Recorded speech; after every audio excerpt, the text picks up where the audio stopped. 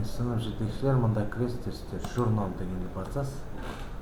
Сосын әр сынып жетекші өзінің сыныбын басатын, мысалы 2В деп басатын болсаңыздар, сосын жерде календар тұрады.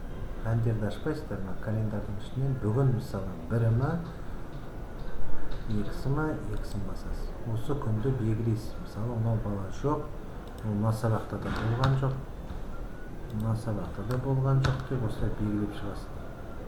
4 сабақ бар, 4 сабаққа да белгілеп қоясыз. Ал егер ауырып жатқан болса, А деп қоясыз. Ал егер себеппен сұранып кететін болса, онда Д деп қоясыз. Яғни